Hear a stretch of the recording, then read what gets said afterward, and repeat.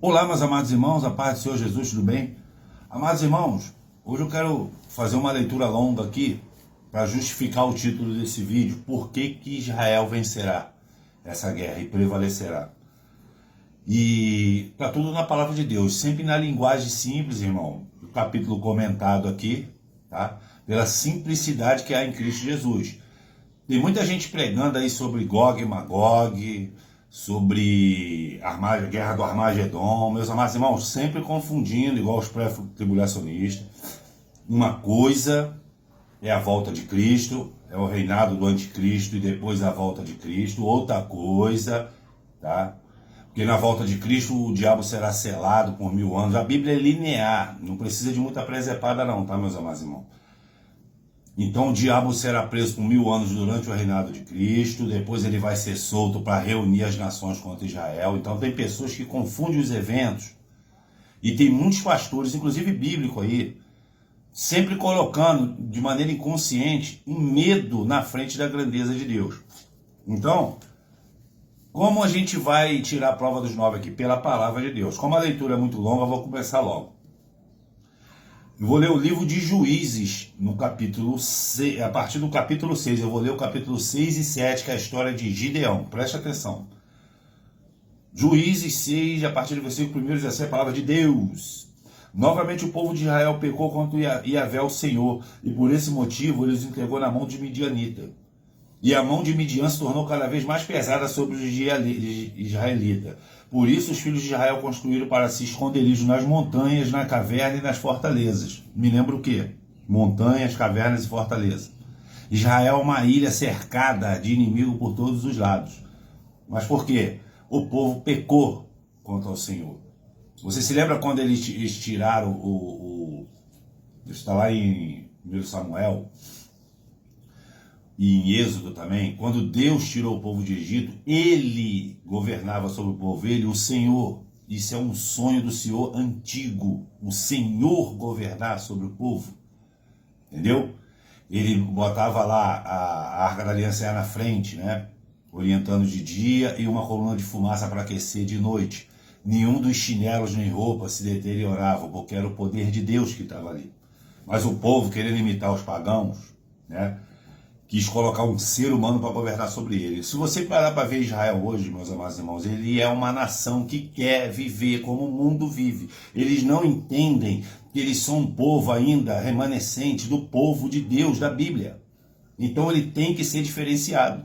Ah, Ricardo, então já era para ele ter perecido. Sim, mas tem uma promessa de Deus para Davi. Por isso que Israel, além de subsistir hoje, ele ainda é protegido de maneira sobrenatural, se for preciso, pelo próprio Deus. Então, o povo peca, Deus vira as costas. Então, a gente fica na mão desses midianitas aí.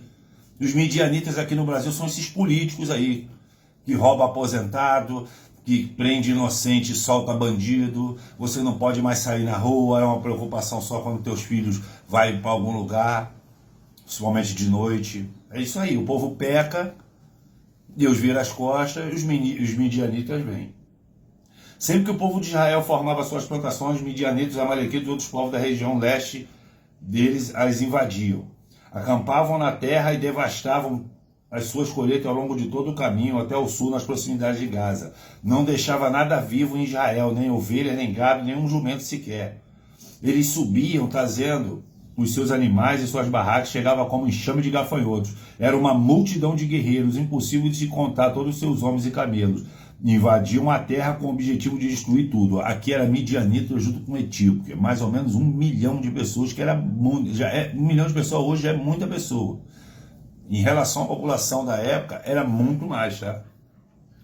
Por causa de Midian, Israel foi reduzido a tamanha miséria que os israelitas passaram a clamar por socorro a Deus, o Senhor. Então o povo de Israel rogou a Yahvé por causa dos midianitas. O Senhor lhe enviou profetas que lhe exortou. Assim diz Yahvé, o Deus de Israel: eu vos fiz subir do Egito e fiz sair da escravidão. Eu vos livrei da mão dos egípcios e da mão de todos que vos oprimiam. Eu os expulsei de diante de vós e vos concedi a terra onde eles habitavam. E também vos declarei, eu sou o Senhor, Yahvé, vosso Deus, o Senhor. Não temais os deuses e o poder dos amorreus, que a terra habitai. Contudo, vós não deste ouvido. Deus repete o modus operandi dele aqui, que ele fez em Êxodo. Ali no caso do Egito, eles foram reduzidos a uma escravidão desumana, entendeu? Eles viviam na cidade de Goza e ali. Então, só quando o calo aperta que a maioria do povo clama, meus amados irmãos. E Deus age da mesma maneira. É o mesmo modus operandi. Os meus vídeos, ele fala, porque eu apliquei isso na minha vida e está dando certo. Não espera o negócio, o caldo entornar para clamar a Deus, não. Clama a Deus mesmo em momentos de prosperidade, meus amados irmãos. Ele vai fazer a manutenção da sua vida da maneira mais excelente. Porque uma das coisas que mais agrada a Deus é você se lembrar dele em momentos que você está bem. E que você não vai acreditar a sua capacidade técnica, ao teu bolso, a sorte ou a oportunidade, não. É você clamar todo dia igual eu clamo. Senhor, em relação ao país, eu estou bem. Mas ele é um Deus de justiça, porque ele sabe que eu catei lixo. Ele sabe que eu fui uma pessoa... Eu não cheguei a passar fome porque os fiéis dele não passam fome. Eu tenho um provérbio que diz assim, ó, fui moço, hoje estou velho, mas nunca vi um justo, né? E nem a sua descendência desamparado, nem mendigando o pão. Mas os momentos foram muito difíceis. Mas Deus estava comigo em todos eles, inclusive no momento de doença. Então, quando vem o momento de prosperidade, é o momento que eu mais agradeço. Eu falei assim, Senhor, o Senhor me fez sair dali de catalixo para formar uma família, morar numa boa casa. Muito obrigado por tudo que o Senhor tem feito, meu Pai amado. A gente tem que praticar a gratidão, meus amados irmãos. Senão vai acontecer isso aqui, é um ciclo. Então, quando chega, a desobediência chega num ponto que os midianitas vêm, né, e causa miséria, aí é que o povo clama a Deus. Escapa, sai fora dessa covardia, você que está escutando esse vídeo. Hoje, você está de pé, você está sem dor, você pode sentir o gosto dos alimentos, você pode andar para qualquer lugar, agradeça ao Senhor. Isso aí, muita gente, meus irmãos, mas muita gente mesmo, só você ir nos hospitais. Muita gente não está tendo esse privilégio simples. Tá? Então agradeça, a gente tem que ser grato. O anjo de Yahvé veio e assentou-se sobre o grande carvalho que está em Ofra, que pertence a Yosh ben Aviese, Joás, filho de Abiezer. E aconteceu que Gideão, filho de Joás, estava malhando trigo num tanque de prensar uvas, a fim de ocultá-los dos midianitas. Então o anjo do Eterno apareceu a Gideão e lhe saudou. Yahvé está contigo, valente guerreiro. Em outras traduções, varão valoroso. Gideão, ele estava fazendo um truque aqui para tentar sobreviver. Ele estava, o tanque de prensar uva, tá? Ele estava malhando trigo. Por quê? Porque os midianitas vinham em cima do alimento. E trigo é alimento. Era que era a base do pão, do alimento do povo. E uva era para fazer vinho. Entendeu? Então eles estavam indo em cima dos alimentos. Então o Gideão fez um truque ali. Ele falou assim, para eles não pensar que a gente está malhando alimento para a gente comer, eu vou malhar o trigo na onde se prensa a uva. Na tentativa de esconder, para eles passar batido, para eles poderem continuar comendo, irmão. A situação ali era crítica, tá? Aí Gideão declarou, ai meu Senhor, se Yahvé está conosco, por que nos sobrevém toda essa calamidade? Onde estão todas as maravilhas que nossos pais nos contam quando afirmam, não nos fez Yahvé subir do Egito? Entretanto, agora o Senhor nos abandonou e entregou nas mãos de Midian. Então o Senhor olhou para Gideão e lhe ordenou, vai com a força que tu tens e vai liberta o povo de Israel das mãos de Midian. Ora, não sou eu quem te envia? Meus amados irmãos, eu vou ler para depois comentar. Ai de mim, Senhor, contestou Gideão, como eu posso salvar Israel, o meu clã mais pobre da tribo, aleluia, de Manassés, e eu sou a pessoa menos importante da minha família. Mas Yahvé afirmou, eis que eu estarei contigo e tu vencerás os midianitas como se fosse um só homem. Contudo, Gideão replicou, se eu encontrei graça aos teus olhos, dá-me um sinal que és tu de fato quem fala comigo. Antes de explicar o negócio do sinal, meus amados irmãos, olha só, ela era da tribo mais pobre de Manassés e o menos importante. Te lembra o quê? Quando Deus mandou Samuel ungir o novo rei de Israel, que ia ser lá da tribo lá, né, de Jessé, O profeta foi onde? O próprio Samuel, que tinha contato com Deus, ele foi onde? Em cima dos guerreiros bonitão, dos grandão. Aí Deus fala assim, Deus dá uma broncazinha de leve e fala assim, cara, vocês humanos são fogo. Vocês olham o coração, vocês olham a aparência, eu olho o coração. Não é nenhum desses, amigo. É o franzinho lá de gentil aspecto que está pastoreando minhas ovelhas, aleluia, Senhor. O que Deus quer mostrar com isso, meus amados irmãos? Jesus, eu já te falei historicamente, a própria ciência fala, Jesus era feio, era baixinho. Jesus não tinha nada de especial na aparência dele. Por que Deus fez eles assim? Eu vi meu vídeo do ano passado que eu falei, a aparência de Jesus que engana muita gente. Ali eu falo só da aparência de Jesus. Isso é o Deus faz isso, meus amados irmãos, para mostrar, para o homem não se vangloriar, para mostrar que é ele que capacita. É o homem que se diminui, o homem que se acha pequeno. Entendeu? Então o Gideão aqui estava dando uma aula de humildade, e a palavra de Deus diz o quê? Deus aproveita para cumprir a palavra dele, que ele abate o soberbo e exalta os humildes, aleluia. Meus amados irmãos, bota uma coisa na cabeça de vocês, se você vê João Batista, se você pegar todos os personagens bíblicos, para quem leu a Bíblia inteira, eu acho o Gideão assim, mais ativo, mais proativo do que o João Batista. Eu acho Moisés, o Elias, próprio Davi, muito maior, fez muito mais feitos, vamos dizer assim, do que João Batista. Mas Jesus Cristo, ele fala assim, ó, dos nascidos de mulher, não houve ninguém maior do que João Batista. Ele está falando o seguinte, dos nascidos de mulher. Primeiro Jesus, ele está se separando ali, porque ele nasceu de uma mulher, mas nasceu através do Espírito Santo de Deus. Ele está falando, entre os humanos, não houve maior do que João Batista. Por quê? Qual é o milagre que João Batista fez? Nenhum. Qual era a função de João Batista? Anunciar o Messias. Mas tu sabe por quê, meus amados irmãos? Porque João Batista foi o único personagem na Bíblia inteira que falou, convém que eu diminua para que ele cresça. Humildade, meus amados irmãos. Tu tá me entendendo? Às vezes você pensa que você não é um nada, você não é um ninguém, olha, eu estou esquecido aqui. É justamente você que tem mais chance de ser usado para Deus, os propósitos dele, propósito grande, meus amados irmãos, tá? Então, Gideão, na humanidade dele, no livre-arbítrio dele, ele pediu um sinal. Essa passagem, esse capítulo 6, ele mostra que você deve pedir um sinal. Por quê? Você deve duvidar de Deus? Não. Você deve pedir um sinal para Deus, porque Gideão também pensa que pode ser Satanás disfarçado aqui, ele não sabe.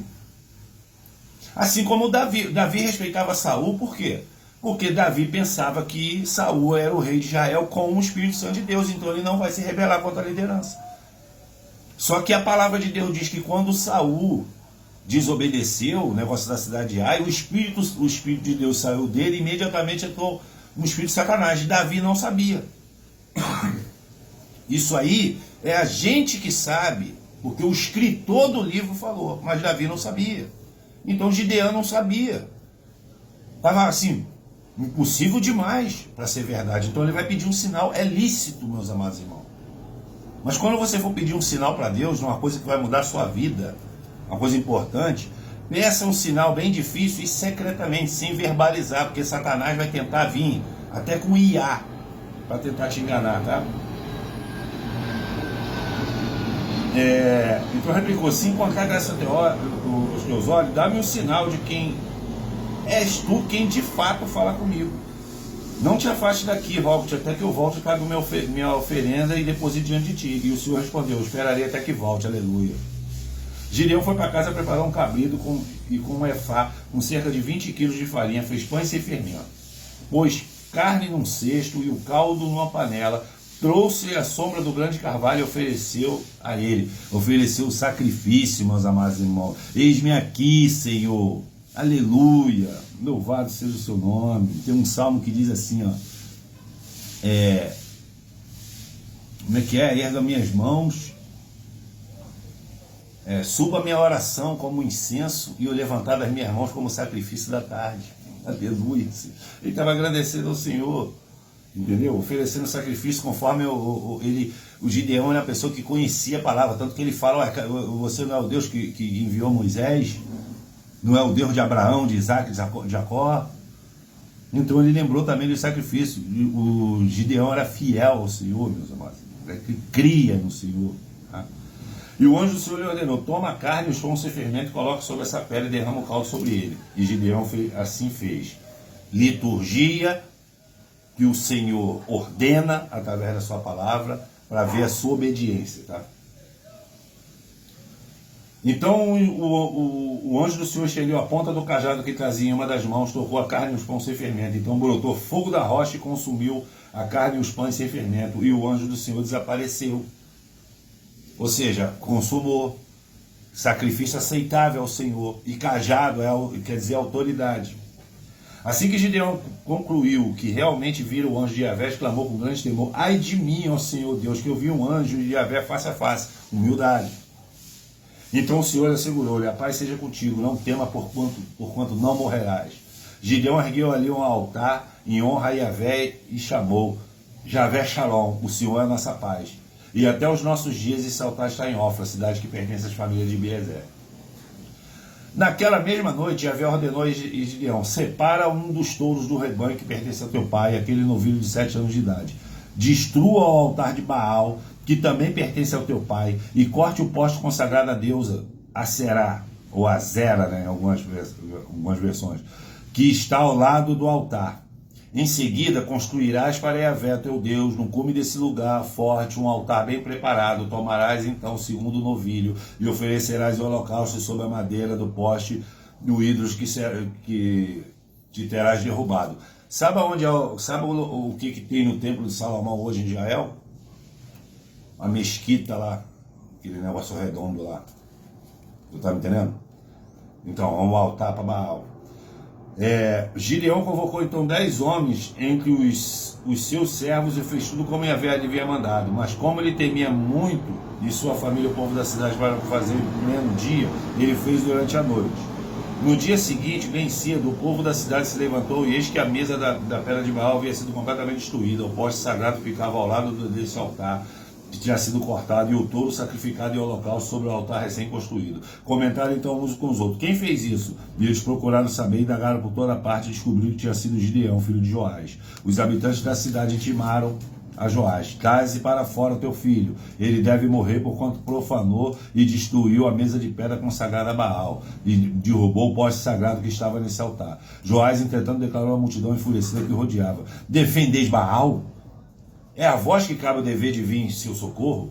Portanto, eu vos afirmo que qualquer um que eles contender ainda essa manhã será morto. Se Baal é de fato um Deus, que a si mesmo se defenda, pois derribaram o seu altar. Por esse motivo, a partir daquele dia, Gideão passou a ser chamado de Jerubaal, que se dizia que Baal lute contra ele, pois seu altar que foi derrubado. Olha só, o povo ele estava erguendo e sustentando um altar de um Deus que não estava salvando ele dos midianitas.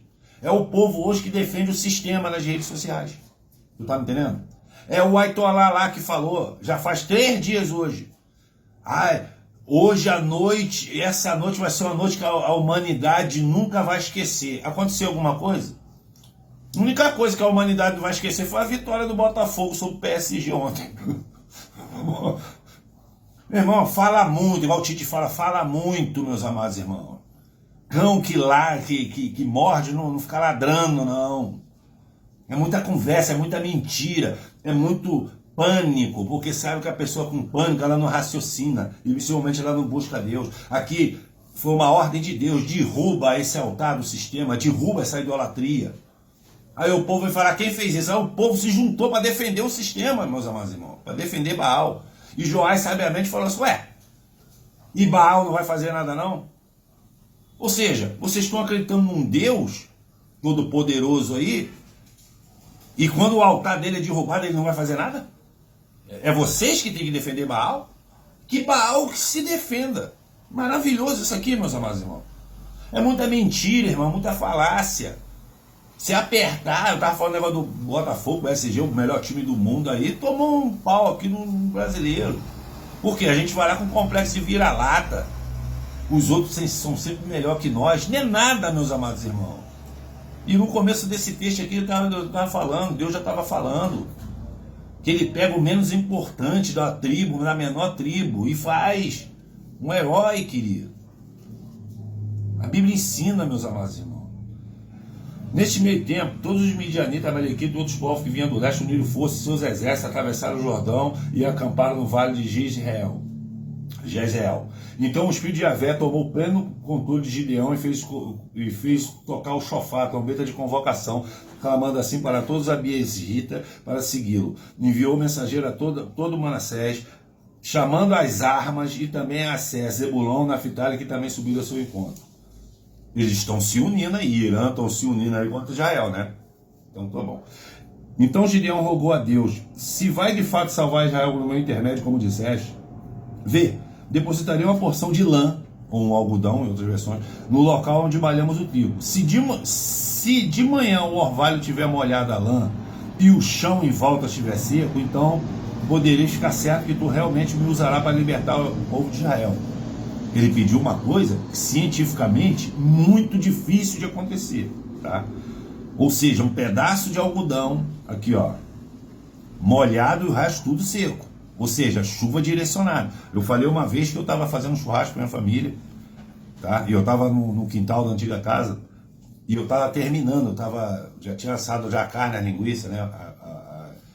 Os drumetes, e faltava só a carne de porco, que estava assando, faltava virar. Aí começou a chover na rua toda e começou a pingar no meu quintal. Eu falei, poxa, senhor, se o senhor pudesse, aquele cara que ele pode, falei, se for da tua vontade, só para eu terminar esse churrasco, para eu poder comer com a minha família, não sei o quê. Meus amados irmãos, eu não posso mentir, meus amados irmãos. Dá para ver em volta a rua, em rua, tudo chovendo forte. O meu quintal estava seco. Quando eu tirei a última porção lá da carne de porco lá, já para deixar a churrasqueira livre, quando eu entrei com a bandeja de carne para dentro, aí desabou a chuva no meu quintal. Isso não é coincidência não, meus amados. Então ele pediu um sinal aqui. E Deus deu. E assim aconteceu. Quando o Gideão se levantou no dia seguinte, logo ao romper da aurora, torceu o velo de lã e o do orvalho e tirou dele uma taça cheia d'água. Contudo, Gideão suplicou a Deus: não te irrites comigo, só falo ainda uma vez. Permite que eu faça uma última vez a prova da porção de lã. Dessa vez, nada fique seco, apenas o velo, e toda a terra em redor se cubra de orvalho. Ele pediu um sinal contrário. E Deus fez conforme fora pedido naquela noite. A porção de lã ficou totalmente seca, mas o chão em volta do velo amanheceu coberto de orvalho. Deus pode tudo, meus amados irmãos. Ainda mais para confirmar a palavra dele.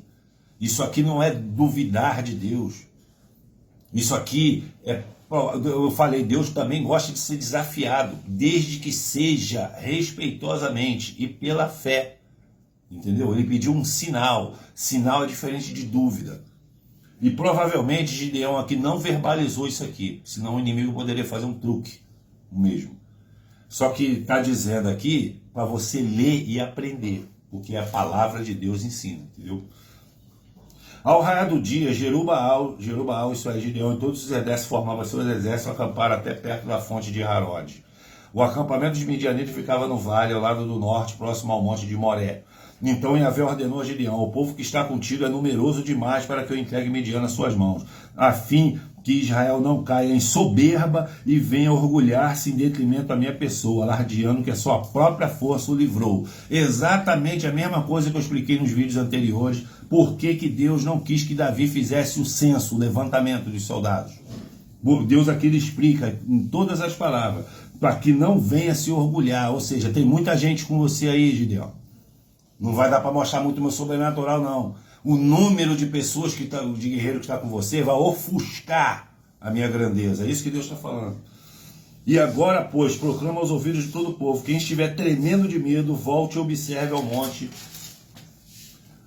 de Giade. Então 22 mil homens decidiram partir e ficaram apenas 10 mil. É normal você sentir medo, ainda mais diante de uma situação dessa, tá? Mas preste atenção. Deus mandou matar, Deus mandou excomungar, Deus mandou repreender os medrosos? Não, eles participaram da vitória também. Essa passagem de Gideão mostra que Deus ele pega um grupo de pessoas e capacita, tá bom?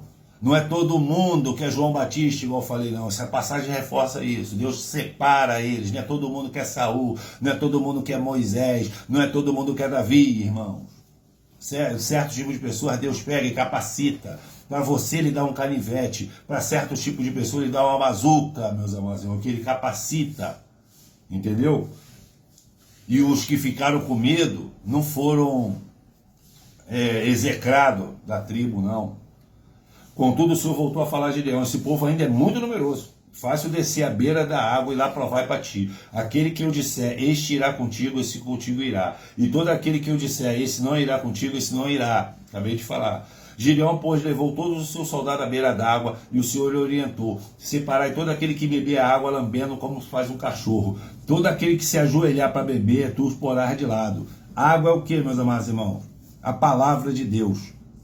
Então ele está falando, aquele que bebe a água igual um cachorro, ou seja, a moda Bangu, descarta, sai fora. Agora aquele que ajoelha, aleluia, aquele que ajoelha diante da minha palavra, esse você separa. O número daqueles que lamberam a água e lavaram a mão e a boca foi de 300 homens, todos os demais abaixaram de joelho para beber. Então o Yahvé ordenou a Gideão: é com 300 guerreiros que lamberam a água que vos salvarei, tudo entreguei Midian em suas mãos.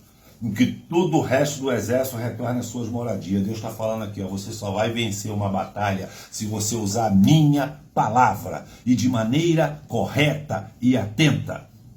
Não é só ler a minha palavra, é examinar a minha palavra, é meditar sobre a minha palavra. Senão você vira um religioso, irmão, e Deus não conta com religioso. E mandou todo o resto voltar para casa.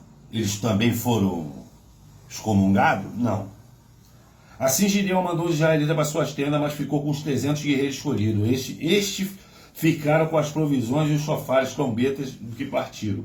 O acampamento dos midianitas localizava-se logo abaixo deles no vale. Ora, aconteceu que naquela noite Yahvé ordenou a Gideão: levanta-te e desce ao acampamento de Midian, porque eu te entrego nas tuas mãos. Se, contudo, tens medo de atacá-lo, desce ao acampamento com teu servo Purá, e escuta o que dizem. Tu então ficarás animado e terás coragem para atacá-lo. Então Gideão e seu ajudante Purá desceram bem próximo dos postos avançados do acampamento do inimigo. Os midianitas, os amalequitas e todos os demais aliados do adversário que vinham do leste já haviam se instalado no vale. Eram numerosos como as grandes nuvens de gafanhoto. Assim como não se pode contar a areia da praia, também não se podia enumerar a quantidade de camelos que ali se reuniam. Muita gente. Gideão se aproximou no exato momento em que um homem contava um sonho que tivera com um companheiro, dizendo: eu sonhei que um pão de cevada rolou para dentro do nosso acampamento. Veio e bateu com tamanha força numa tenda. Ela caiu, virou do avesso e ficou estendida sobre a terra. Seu amigo prontamente lhe esclareceu: este sonho não pode ter outro significado senão a espada de Gideão, filho de Joás, o israelita. Isso quer dizer que Deus entregou os midianitas e todo o acampamento nas mãos deles. Deus avisa, meus amados irmãos. E olha o sonho que o cara teve: um pão rolando e quebrando a tenda. Esse rolando e quebrando lembra o que? Pedra. Jesus não fala: eu sou o pão vivo que desceu do céu? E ele também não é a pedra angular, gente, que os construtores rejeitaram? A pedra que destrói a estátua do sonho de Daniel, os pés da estátua.